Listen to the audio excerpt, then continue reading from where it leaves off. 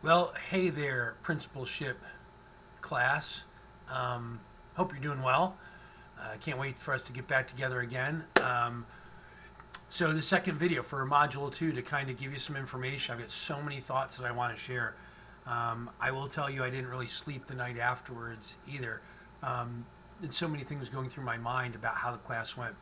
First and foremost, I want to thank you for being so patient with me and being so gracious, because the technology really was kind of clunky for me. Some things didn't play out the way I expected them to. I'm guessing they probably didn't for you. I was assuming, of course, on my end that, oh my gosh, everything's blown up and it's all my fault and I can't get a read on the room. And you're probably sitting there on your end going, oh my gosh, I can't get everything to work the way I want it to. He might be thinking I'm not paying attention. Such a challenge with this. So thanks for being patient. Thanks for being gracious. I know it's not quite the same experience as if we were face to face up on campus, but we're still going to make the best of it. So, hey, let's talk about Module 2. I walked away thinking about so many things, not just about the content, but about the process as well. So, I want to share a number of thoughts with you, and then I want to talk a little bit through the foundation work, the laying the foundation section, so that now that you're in here, you just have some more explanation of what those things are you're supposed to do before we meet again next week. But first, hey, let's talk about the name of this module. Learning from a Few Good Men. One of my favorite movies. My family mocks me out all the time for watching it every other day because it's on some channel every other day, as you've probably seen. And of course, here's the thing. Everybody knows the most famous line from that movie, right? The most famous line is, you want the truth, you can't handle the truth. But here's the thing. I don't think it's the best line from the movie. My favorite line from that movie, and probably my favorite line from any movie, is when Tom Cruise is getting objected to, and he looks and he says, "Is the colonel's underwear a matter of national security?" And I love that line. Everybody always laughs, thinking like a little bit sacrilegious there, Dave, for bringing up the word underwear in a graduate course, in a CAS course. But here's the thing: I love the line because of this. The message behind that is about transparency. It's about why are we keeping this a secret, and I really firmly believe that the power of Module 2 is in this idea of knowing your thinking, knowing your decision making, so that you can share whether it's your rationale or the context of the situation, the reason for work needing to be done, the reason for change needing to take place. And we have so many administrators that struggle and are not welcomed or are not followed or not supported simply because they take a mentality of I have the power and control and it's a secret. And it's only on a need-to-know basis and you don't need to know.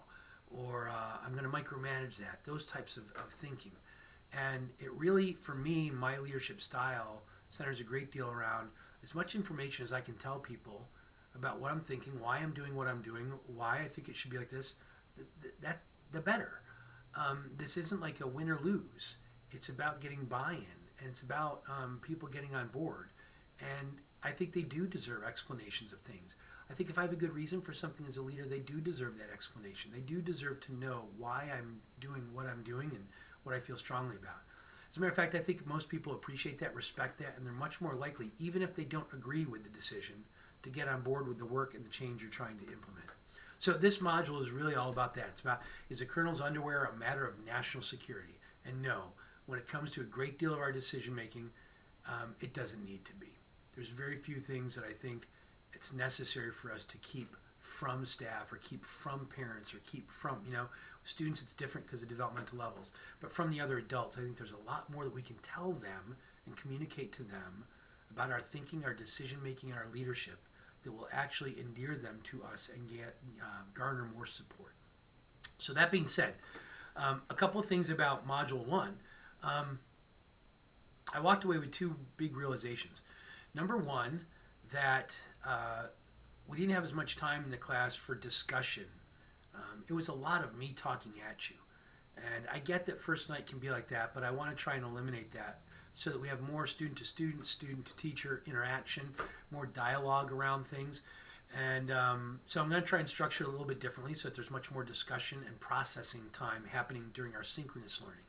The second piece I realized, and this is connected to the first in a way, is that the way to do that is to make sure that when you're doing the asynchronous work, it's not just about reading articles and watching videos. There's some of that because I need to get some material across. but it's also about having you do some of the activities, the learning activities outside of class, either on your own or with each other, so that synchronous time doesn't have to be spent doing the work. It can be spent processing the work, unpacking it, comparing it, talking about it. So I think what you're going to see in this module is a little bit more of, hey, this week before we get together next Thursday, you go and do some of these things, not just read about them, but go and do some of it and play around with it, and then make sure you have those products kind of ready for us to be able to talk about in class. So those are my two takeaways. A couple other pieces of points I wanted to get across. It's just not linear. This is not a course. This is not a content that goes in a linear fashion.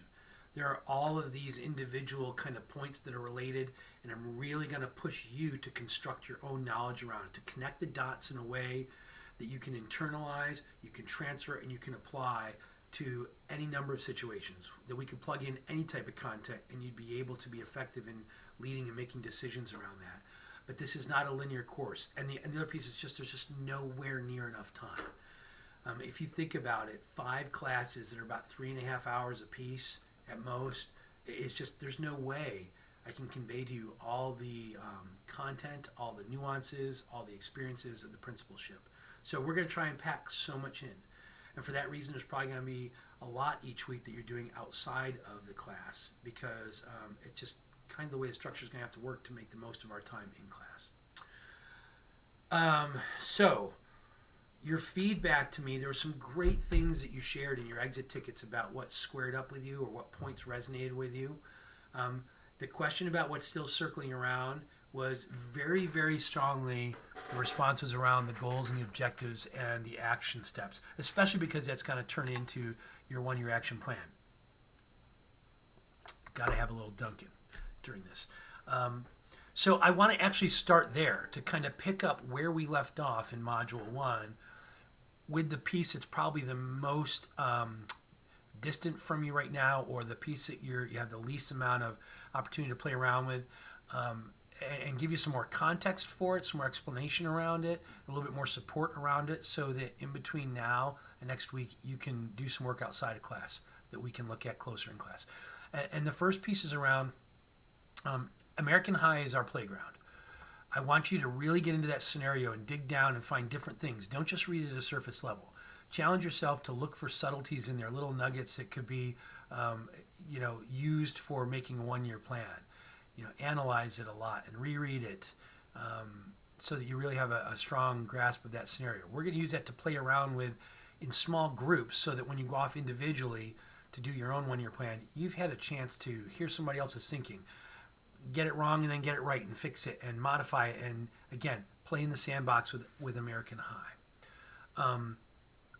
But this piece about goals, objectives, and action steps, you will do this as a building principal, but you'll do it in a much more collaborative way with a building leadership team, a building planning team, maybe even all your staff, depending on the different things. This activity for this course is really more framed through, if you had total control over building that plan, how would you do it and what would you put in there? So make the assumption when you're building your individual plan for your building that you currently teach in, as if you were the principal September 1st. Do it as if you don't have to get somebody's approval. You don't have to run it through a committee, but this is what your behind the scenes plan would be for the building. These are the things you would set as the goals for the first year being there. These are the things that you would set as the objectives to get to those goals, and then the action steps or strategies to get those objectives accomplished. So to that end, one of the things that we glossed over in Module 1 that I want to spend a minute talking about is the ovals. If you go back into Module 1, there's a piece there from Paula Rutherford's work, and Brenda Kaler does some work with her too, Instruction for All, that talks about standards-based planning and the 4 ovals. I really think this is a great model to use when you're doing something as huge as goal setting, even for a building. So let me walk you through this for just a couple minutes, and hopefully it'll give some clarity around building the action plan. In her model, and you can click on the link in Module 1 if you want to go look at the visual, in her model, the first oval asks the question, what do we want students to know and be able to do? Whether that's by the end of 2nd grade, by the end of AP Physics, by the end of 6th grade social studies, What do we want students to know and be able to do? In other words, begin with the end in mind. Start at the end. Where do I need to end up? And that question can be not just for a classroom teacher. So consider the whole building as your classroom. Where do I want this building to be? What do I want this building to know and be able to do? What do I want for us to be a goal by the end of this first year? And so you start with that end destination in mind. That's the first oval. That first oval question is parallel to the goal statement on the template. Now, the second oval in that planning chart talks about, so what's evidence that proves that goal has been accomplished? So in other words, what is it that's going to show me if the goal is to have, students be able to identify, 50 compounds in science. So the second oval says, what's evidence to prove that goal has been accomplished? Well, that's very similar to the objectives on the action plan chart. So if the goal is where do I want them to be by the end, what's the end destination? The evidence to get there is kind of like the objectives. Here's the objectives. That if I accomplish this, this, and this, that's evidence that we've gotten to a place where the goal's been reached. And then the third oval in that planning chart says, so what learning activities are going to produce that evidence that says that the goal's been hit? So first oval is what do they need to know and be able to do by the end? Second oval says, what's evidence that they know and are able to do that? And then the third one says, so what learning opportunities do we create that's going to give us that evidence? Because here's the thing, in a classroom, we collect evidence of things all the time. Doesn't mean they're always proof of hitting the goal. A lot of times we don't think if the quiz we give or the paper we have them write is actually producing evidence of the learning in the first oval. A lot of times, especially if you think of like a brand new teacher, they start in that third oval. They start with what's the cool activity we can do? I got this great lesson about growing plants. Okay, engaging, interesting, doesn't necessarily mean it's going to produce evidence of the goal you're actually shooting for. The same thing can happen with building planning. You can choose some great activities or action steps to do. Doesn't necessarily mean that those are the things that are going to be evidence, or the objectives you hit, to reach the overall goal. So again, think of the action steps as like that third oval that says, what learning opportunities are going to produce that evidence? Or what action steps am I going to take or put in place as a building leader? If those action steps happen, they will produce evidence. They'll hit the objective that is proof of the goal being accomplished. So let me kind of verbally talk through one real quick, otherwise I'm going to run out of time here. Well, actually, I'm going to let that sit with you, because what I want you to do then, I'm going to walk through the assignments for laying the foundation time. The first 3 bullets in laying the foundation are what you expected anyways. You need to revisit your discussion from Module 1 and post any new thoughts. A lot of you have done that already. Great. Tried to give you that before the weekend so you could get going on it. You're going to watch this video, which now you're toward the end of it. You've already done it. Great. You're going to read Chapter 2 of the text, which talks about establishing the context, all right, and the importance of that, which is very congruent with this. And then we're going to get into some things that look like they're a lot. There's a lot of text there because I tried very hard to explain them in detail to avoid confusion. But these are the pieces that I'd like you to do as work outside. Module 1, we had a lot of trouble with that document, the Google document. So I'm going to make sure I'm emailing you a copy of that so you don't have to access it to the shared drive because I messed that up because I'm terrible with that. I'm going to email you a copy of that. One thing I want you to do, and you probably have done some work already in this because I think I put this in the other email the other day. Get back together with your small breakout room group sometime between now and our next class.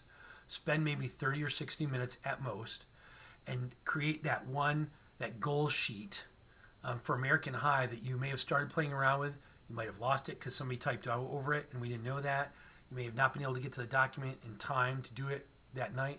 So get together with the group and make sure that by our next time we come together, you have established for American High, a little bit more polished than how we tried to do it quickly that night, a goal for American High, 2 objectives for that goal, and 3 actions for each of those objectives.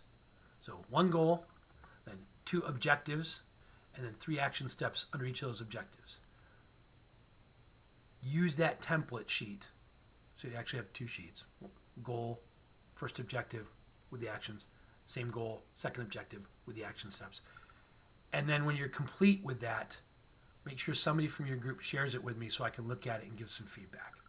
Okay? That's the practice playing around with everybody else in your group. Just one goal, couple objectives for it, actions under each of the objectives. All right? Not a right or wrong, but I want you to at least clean that up a little bit so from each of the 4 groups I have one of those. Then it talks about, in the laying the foundation work, the professional standards for educational leaders. And it's pages 15 through 24 because those are the pages that actually have standard 1 with the indicators, standard 2. I don't want you to read the whole document. Just want you to go back to those standards. And I want you to crosswalk what the standards and the indicators say with the goal, objectives, action steps that I just talked about for American High in your small group. And I want you to kind of correlate and say, okay, my goal statement in this American High template, what are no more than 2 indicators within the standards that goal statement would be evidence of? And then my objective, what are a couple indicators within the standards? Any of the 10 standards. You pick them. I want you to spend some time just perusing through there and say, oh yeah, this objective would be evidence of standard 4, indicator 3. And that's it. Just give it a label. Okay? So you're going to crosswalk that goal piece for American High that your small group polishes up with the standards and find 1 or 2 indicators in the standards that correlate with your goal statement, your objective statement, your action steps. And all you're writing is standard 5, indicator 2, standard 4, indicator 3. Just label that. Be prepared to share that in class. You don't have to turn that into me before next week. Just create it with somebody in your small group so you have it to refer to before the next class. The next bullet on there talks about find a goal sheet, a building goal sheet from some school, someplace else, and dump it into the discussion group, that assignment. And then once they've all been dumped in there, go back and make a comment about somebody else's goal sheet. And this is really the intent of this is to compare and contrast the template that I'm having you use and what it includes with other goal sheets, the format of it, the content of it, what people focus on, how they word it, what's there, what's not there. It's a compare and contrast exercise. Okay? So I would encourage diversity in the type of goal sheet you go and find. Next, application activity 3 down at the bottom of this module page. There are going to be, by the end of this week, 4 little video clips from practicing administrators. And they're around a topic. And we asked them some questions around this topic. All I want you to do is watch all 4 of them. They are no more than 15 minutes each, so that's an hour of time across the week. And just take your own notes on what you observe about those. You don't have to do anything with it as far as an assignment, but you will need to have watched them by the time we come back together for Module 2. Next is probably the big one that everybody's going to kind of freak out about. And what I did in there was I really am explaining to you in detail what you should start to create for your own individual school plan. That goal sheet template, I want you to save that with your name on it. So that'll be your individual building plan. And you're going to need 6 of those template forms. The reason is I'm asking you to create 3 goals for your own building. Each goal is going to have 2 objectives. So that's the 6 sheets. Okay? And then each of those objectives will have 3 to 5 actions under it. So just what I explained for American High in your small group, you're now going to create for your own building. It's just 2 goals instead of 1. So in other words, page 1 of the first copy of that template is goal 1, objective 1 with 3 to 5 action steps. Then it's goal 1, objective 2, 3 to 5 action steps. Goal 2, objective 1, 3 to 5 action steps. Goal 2, objective 2, 3 to 5 action steps. Goal 3, objective 1, so 3 goals, 2 objectives each. That's 6 pages. 3 to 5 action steps. I think I said that wrong to the beginning, but it's 3 goals for your building, 2 objectives for each, and under each objective, 3 to 5 action steps. All right? So ultimately, 6 of those template pages will make up your building action plan. And then the last piece is to obviously walk through some of the embedded activities down in the big ideas. And I will tell you that I tried to put less reading in there of articles, but there's a couple things that are doings, like go to this document and make an entry on here. Not for grades, not for assignments, but so that we have some examples. I will tell you the Mahini article on demands, constraints, choices is the big reading for when we get back together in Module 2. Make sure you've read through that. Hope this makes sense. I hope it helps. It is a 20-minute video you just watched. Thank you for sticking with me. You know me, I could talk forever, so I'm going to cut off, and you can email me any questions you have. But hopefully that explains a little bit more of the laying the foundation work to get done before we come back. So that Module 2, we're spending a lot of time talking about it and processing it and clarifying for you versus rushing through. Thanks again. You guys are great. I'm going to try and give you feedback in your discussion posts and everything like that in between now and then. Have a great July 4th weekend, and I will see you a week from Thursday. Take care.